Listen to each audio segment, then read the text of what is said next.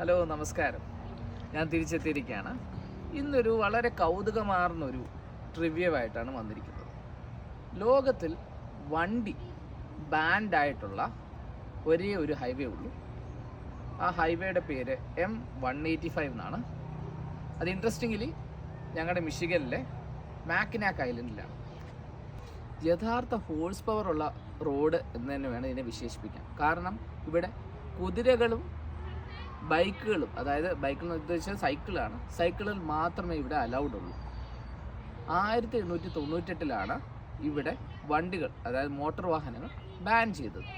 ഇപ്പോൾ വണ്ടി ബാൻ ചെയ്യാൻ കാരണം എന്ന് വെച്ചാൽ ഈ കുതിരകൾക്ക് ഈ വണ്ടികൾ വലിയൊരു ശല്യമാകുന്നൊരു കേസ് പറഞ്ഞുകൊണ്ടാണ് ബാൻ ചെയ്തത്. അത് ഇതുവരെ ഇപ്പോൾ ഇത്ര 135 വർഷം കഴിഞ്ഞിട്ടും ആ ഒരു ലോ അവർ മാറ്റിയിട്ടില്ല. വണ്ടികളിവിടെ ബാൻഡാന്ന് പറഞ്ഞാലും പക്ഷേ സ്ട്രിക്റ്റ് കേസുകളിൽ ഇവിടെ എമർജൻസി വണ്ടികൾ അനുവദിക്കാറുണ്ട്. 2005 ഇവിടെ എമർജൻസി വണ്ടികൾ കൂട്ടിയിടിച്ച് അവിടുത്തെ 1 and only ആക്സിഡൻറ്റ് റിപ്പോർട്ടും ചെയ്തിട്ടുണ്ട്. അപ്പോൾ ഞങ്ങൾ താമസിക്കുന്ന ഡിട്രോയിറ്റിൽ നിന്ന് ഏതാണ്ട് 300 മൈൽ, അതായത് ഒരു 4 മണിക്കൂർ ദൂരത്താണ് ഈ മാക്കിനാക്ക് ഐലൻഡ് ഉള്ളത്.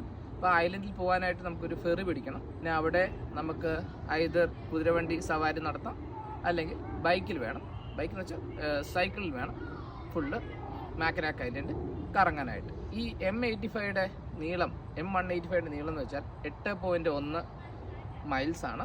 അത് ഈ കംപ്ലീറ്റ് മാക്കിനാക്ക് ഐലൻഡിന് ചുറ്റും നമുക്കതിൽ പോയി വരാൻ സാധിക്കും.